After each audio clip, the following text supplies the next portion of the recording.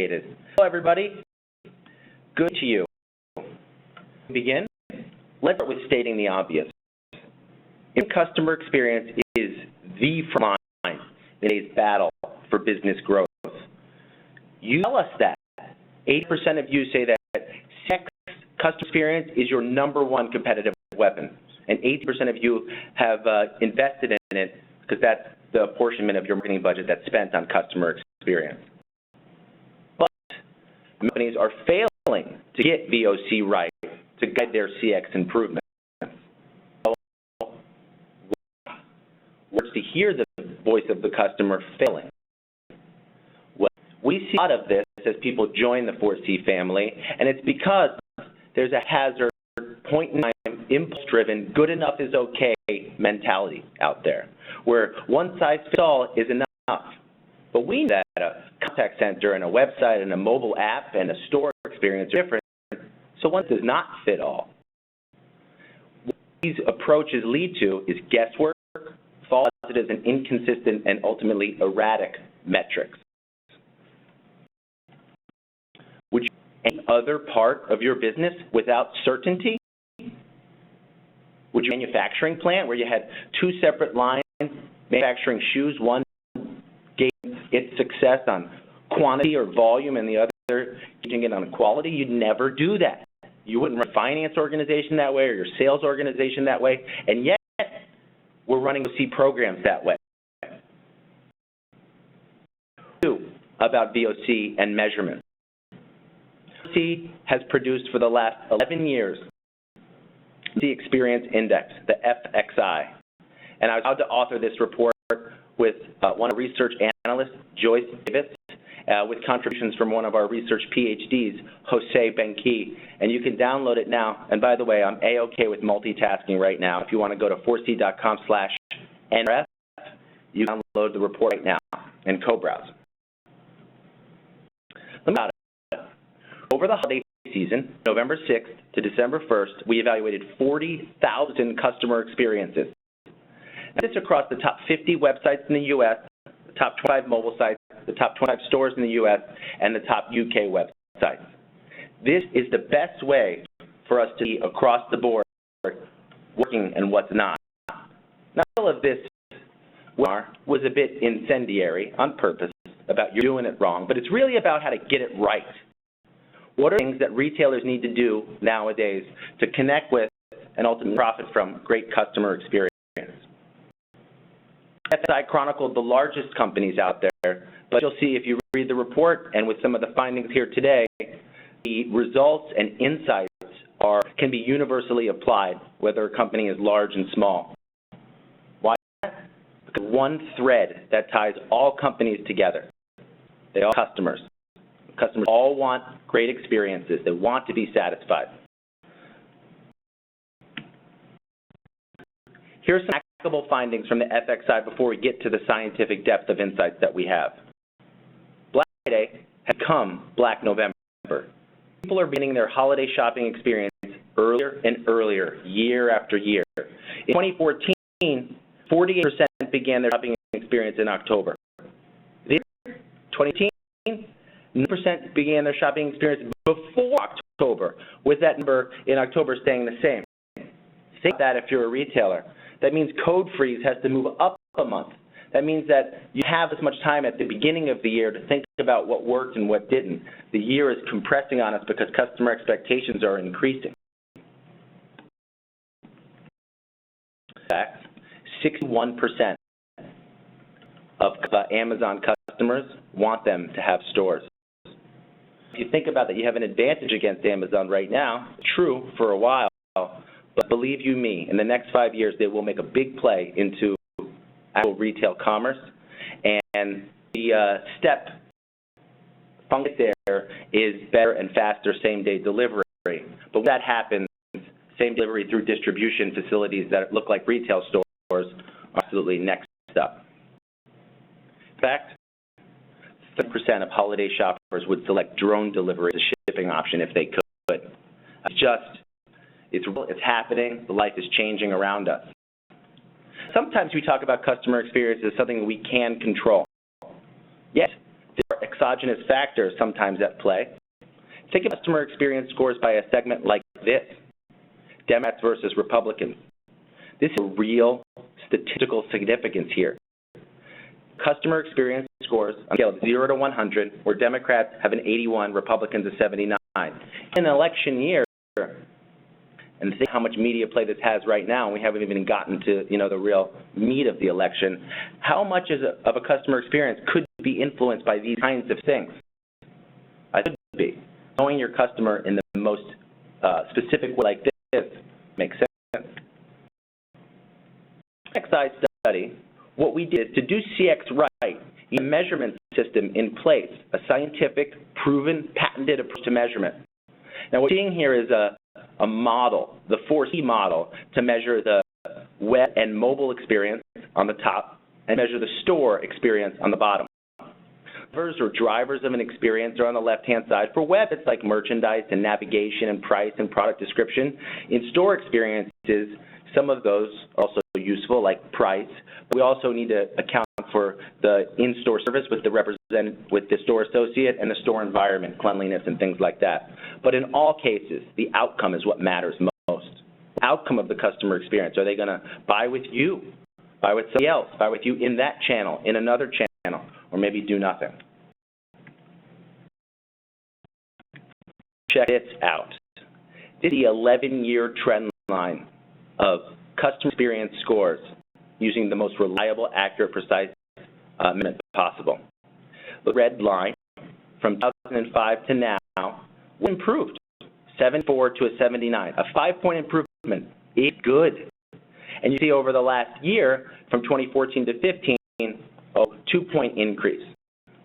Now over there, have a look at those other two lines, store and mobile, flat year or for many years. This is a problem. What we need is a relation that focus really does matter, and when companies focus on, say, the web experience, customer experience does improve. But when we innovate in mobile, say, over the last few years and don't really do it this year, it's flat. With increasing customer expectations, we're going to need to keep increasing these. And those of you that are in the UK, point increase over a long period is a really wonderful improvement to see, and a 2-point increase over last year to this year is also quite nice. Don't stray. Path to great customer experience is about focusing on the right things. You have to stay true to the path. Some retailers do it right and stay true, and some don't. There is a right way to customer experience. Now, we talk about the journey that somebody like Luke Skywalker has taken, and some journeys start on Tatooine, some start in. Now, this is a very important data, or 2 data points here to take away. Customer journeys, we talk about these things a lot. Now, my personal opinion is that showrooming is misunderstood, or worse, ill-defined. Customer journeys are real, memorable, knowable. We've got a blog about this recently. But look at the left-hand side. For a customer journey to research or purchase that starts in mobile with your retail site, where does it end? Well, 50%, half of the people end in web. They go from small screen to big screen. Quarter of them end in mobile. That's mobile to mobile, and a quarter of them end in store, so mobile to store. So if you're thinking about a real customer journey, this 40,000 holiday shoppers, this is the customer journey. This is the truth. When you look at the starts in web on the right-hand side, those folks who start their customer experience in web overwhelmingly end that experience in web. They don't go from big screen to small screen. They go from big screen to big screen. They stay web to web. And only a good percentage, 20-ish here, is in store. So is digital influencing store? It is, by 20 and 23% respectively. Is digital helping the overall customer journey? It is. And the fact is, when you do well in one channel, it actually leads to great experiences in other channels that you can control. It's not as much that people are going from store and then back to Amazon, for instance. They're staying within the brand if you don't mess it up. here's the cut. Don't assume that everyone is going to mobile. You have to maximize every single experience here. In the millennials versus boomers concept here, the data is stark. 63% of millennials co-browse, meaning they use their mobile phone in store. Only 18% of boomers do. Change over time? Will. But this year coming up, and this past holiday season, 2015, it was one of the most polarized points of data that we had. And good for you, because if you know your audience, you can influence their customer experience specifically and profitably.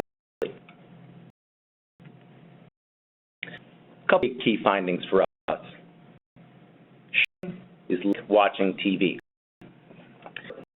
Consider that over the last 5 years, just think yourselves here, not as a company who you represent, but just think about how you have consumed media over the last 5 years.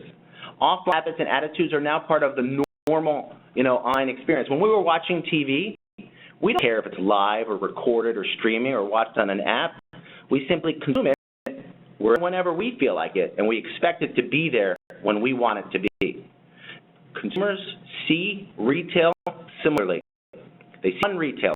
So the consumer expects, frankly, demands seamlessly integrated shopping experiences that allow them to engage with you where they want to.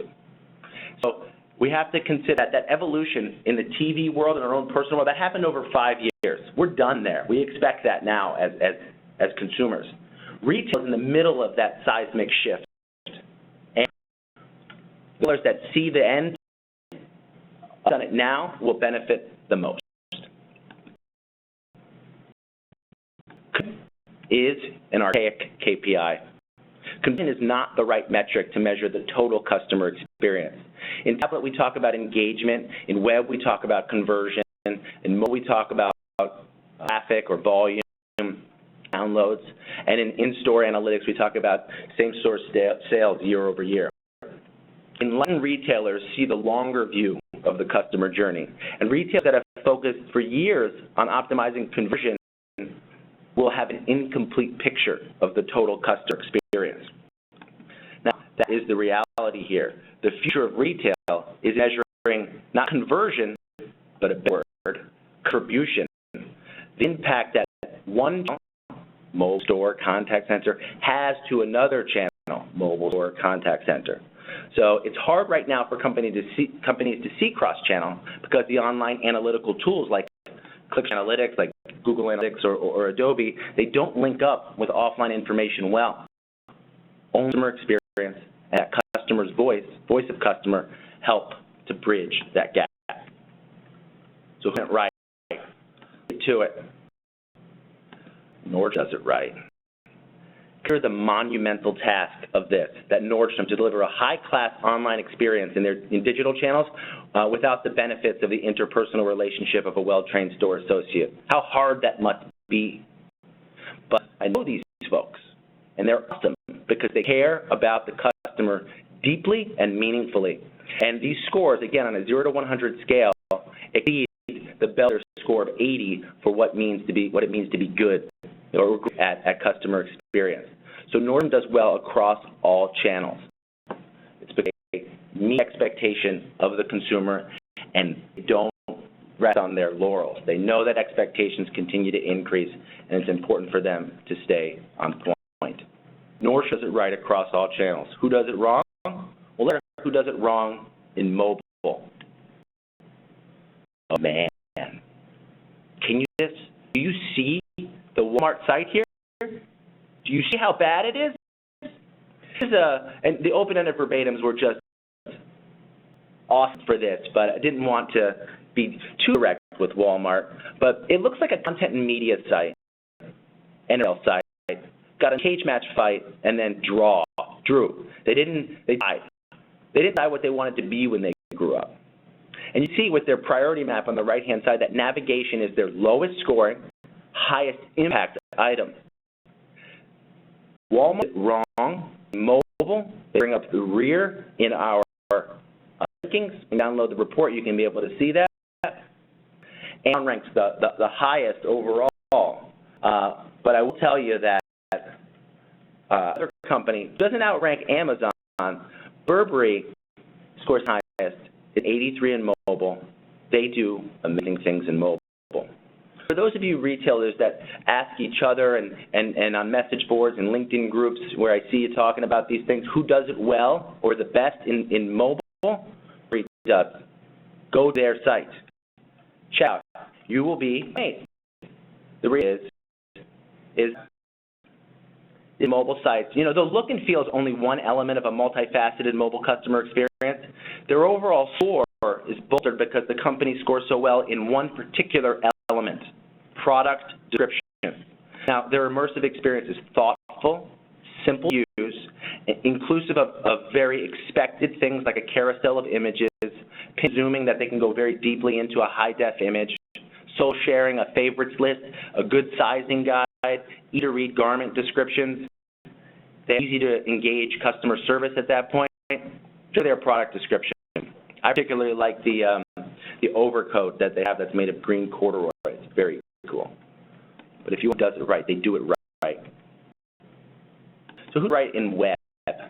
Amazon does. Now, the big news of last year's findings was the fall of Amazon in the eyes of consumers. In 2014, Amazon dropped a whopping 5 points from a customer satisfaction score of 88 the year prior, from 88 to an 83. But this year, they're climbing back up. They're in the middle. They're not back to their previous high of 88, but they're up to 86 and the highest.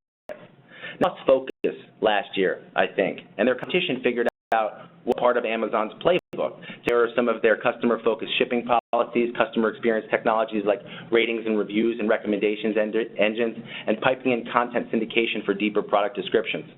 But with their technologies in the world out there, like web collage that syndicates retail content from manufacturers, you're able to really clearly play on the same playing field as these folks. But Amazon does well, and they rightly are at the top of the heap here. Who is on web? Overstock suffers from a crisis of identity. I mean, in personal lives, we don't want to have identity crises. So in professional, especially web experience, you don't want to have that either. What we're seeing here is a company that stepped out thinking you could sell solely on an overstock, unpredictable inventory set. And others caught up, either with flash sale sites really eating into most of their business, or the expectation that you would have all inventory all the time, even if that wasn't your original business model. I mean, it's right there in the name. They're overstocked. So the fact that they're unable to mature into a newer business model shows why that their site can't keep up with the customer expectation. Express, oh man, do they do it right. Made a huge leap of 7 points, from a 75 to an 82. Now, this is one of those where one of our retail experts, Randy Kish, has a good blog about this if you want to go to our ForeSee blog and check it out. But you can definitively see which retailers are making an effort with their store experience in this era of rising expectations. Now, going into the holiday season, same-store sales at Express were already up 6%. You know, that was according to them and one of their earnings reports. It's stores, you know, so why are they so good if you have stores? It's because they're very well merchandised, and they have the highest score according to our study in merchandise. Now, the way they do it, they use several levels of presentation, with the top wall layer being display only, meaning that there's never a product out of reach. They have simple but effective classic coloring techniques used in a very modern way. Add to those experiential improvements this year, a business model improvement, which is the addition of fast fashion techniques. So more on-trend merchandise, and that combined with this great merchandising that they do is a recipe for success. Now, Express, of all companies, can attest that great customer experience consistently drives financial results. Here's companies that do it right, I should say, and you don't usually say these names in the sentence. Apple Stores, True Value, Ace Hardware. You don't see those in the same sentence all the time. They're very different, but they apply the same equation for customer success. Store success equals a combination of associates per square foot plus knowledge. Now, it's a smaller footprint, so all of their associates are knowledgeable, and they have an appropriate amount of associates per square foot when you walk in the door. You can have one or the other. Until you have both, you'll be Apple or True Value or Ace. The larger the footprint, the harder it is to solve. I know, but this is one of those equations that came through data. Cool thing, and there's a lot of detail about this, but this is the most talked about slide from our study last year and this year, which is because the subject is so tied to success. And consider the ROI here. We know as professionals in the retail space that there is a relationship between employee experience and customer experience, that it's measurable, quantifiable, and significant. But there hasn't been data since 1997, a Harvard Business Review article that had data from our chief research scientist, Dr. Cha, in it, that showed it visually, clearly, and communicated a benchmarkable view of it. Well, here is for the second straight year from your friends at ForeSee. This second year where we fielded an employee experience study on work engagement of the retail store employees who worked with the stores that we measured in the FXI. Compare these two data sets together, we discover that the employee experience is meaningfully and statistically connected to the in-store customer experience. So this reality of employee experience driving customer experience has been a long suspected concept in the retail realm, and maybe some of you have data to point to it additionally. Here's this so you can see where you stack up against everybody else and how everyone stacks up against each other. This is so important. Are these examples so important? Because if you want these kinds of results, there's a right way to measure customer experience. Because when you measure the right way, satisfied customers are more likely to do all the things you want them to do. Customers are more likely to purchase on web and engage with you in a different channel. Store customers are more likely to engage with you across channels. Mobile users are more likely to return and recommend and purchase with you next time. There is significant linkage to outcomes, which is what we all want. What is the return that I can get on great customer experience?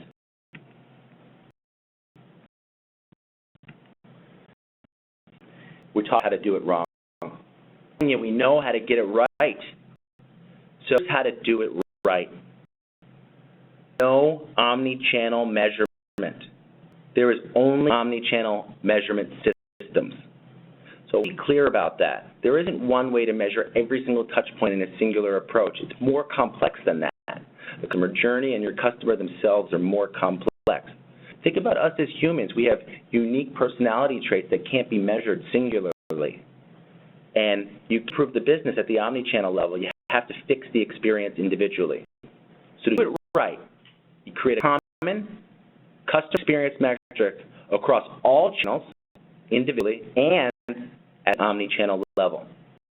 You analyze each of those in-channel measurements, those discrete experiences, so that you have unique questions and concepts to be explored for mobile, web, store, contact center.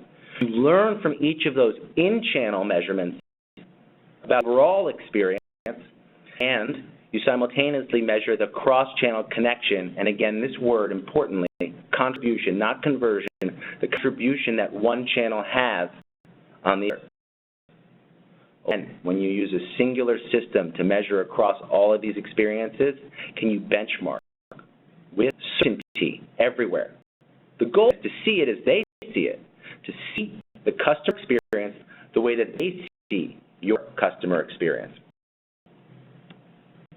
Customer journey, from awareness to purchase to support, your business is also on a journey. We have the thing that connects you and them in a reliable, meaningful manner on the discrete customer experiences should be measured. There isn't just a measurement for a website. We're talking about browsers or people who are going to the gift registry, people who abandon a cart, or somebody who got your email newsletter or abandoned checkout. So many discrete experiences to be measured, to be marked. Customer experience executives choose ForeSee because we help them know the future with analytics, to act with certainty by understanding each of these discrete customer experiences, to continually outperform by knowing with 150 million benchmarkable experiences what's going on. And we have, without it, the most experienced team of customer experience analysts and usability specialists. I know all of these people I am. Please download the report if you want to learn more about what it is that we've got here. ForeSee.com/NRF. We have time for questions, 2 minutes to be precise. Thank you so much for your time. I appreciate it. Hey, Eric. We've just got a couple of questions coming in, so if you want to get one in the system, just enter it into the Q&A box at the bottom right side of your screen. Eric, the question here is you talked about, I guess, winners and losers. Can you give us an update on the retail industry as a whole? In the trended chart that we showed, the retail industry as a whole seems to be prone to group focus. So here, retail is focused on getting the workhorse of their revenue, their .com website, in order. We saw a 2-point improvement there. Mobile and store were stagnant, as store has been for many years. Now, this is a good thing, but it means that we're focusing on things that matter. But this is a hard thing for me to palate in the true multi-channel customer experience. People want all of these things to be improved year over year. So that's that. Thanks. And the question is pretty topical here. There's a lot of focus on millennials at our meetings. Can you tell me how different they really are? So same and different. It's yes and yes. So they are very much the same at the highest order of magnitude.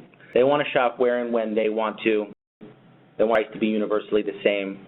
They want to not be bothered if they don't have to. They want it to be okay if they walk out of the store and buy online. They don't feel the pressure of a store associate. They want a one retailer experience. There's great polarization in how they do their co-browsing and their co-shopping. So we saw that with the vast amount of them looking on their phone while being in a store. That won't change. Boomers will increase that percentage. Most will increase that percentage too, but basically assume that all of them are co-browsing. But the best thing about millennials, and there's a lot of really good articles about how they're similar, especially in retail and financial services these days, is that they just want to be treated respectfully, and they don't want to be pressured too much. They want the right information, and they want to consume that information when they want to.